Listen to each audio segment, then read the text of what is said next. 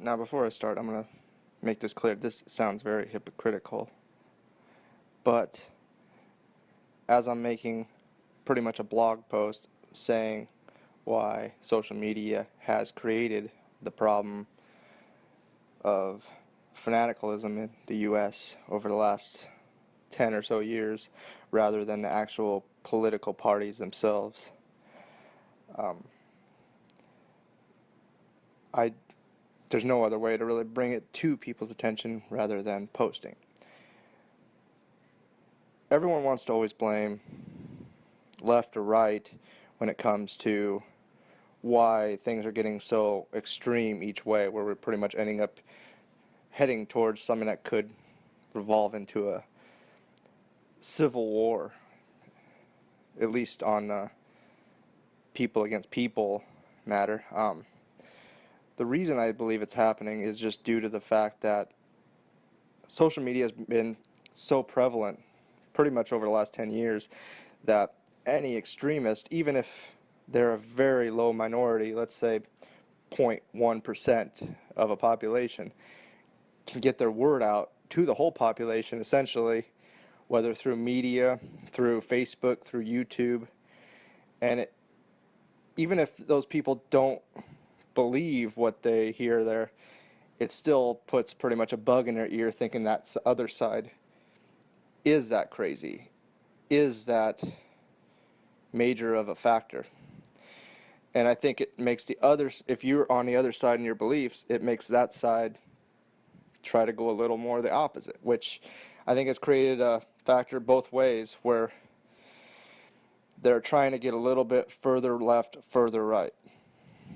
When it comes to Trump, I do believe he kind of feeds it, and I do believe that Obama also fed the opposite direction. There's a factor that's coming in where now, rather than Trump calling fake news to the media itself, the worst fake news that's out there right now is the social media sources that don't even less of a factor is backing up their sources. So things like they had their Phoenix rally a couple days ago, and there was pictures that showed what was supposed to be hundreds of thousands standing out waiting for Trump to come in. Well, those weren't even true. Those were actually pictures of the Cleveland Cavs championship celebration last year. And then when that was shown to be false, many said that that was a rally in Cleveland last year. The problem is right now, social media doesn't have to have a true backup to be considered information. A lot of people right now just want to read. They don't want to read where it's coming from, why it's coming from. And it's creating more separation. We need to, I don't believe everything needs to be censored, but we need to have something where a news source needs to be a news source. The fact that we're just able to post pretty much freely as we can is great because of the First Amendment, but it's also hurting us because it's creating so much falsehoods that it's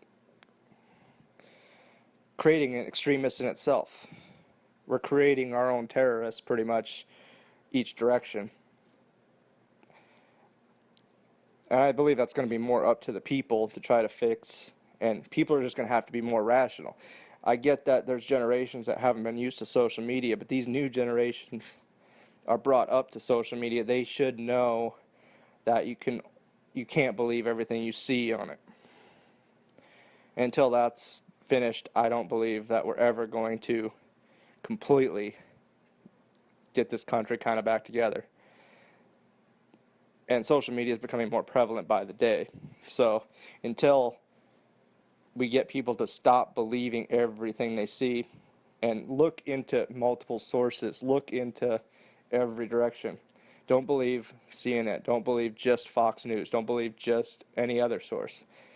Look into it, figure it out, look into every source you can find before you come out and start spouting opinions and start pushing agendas.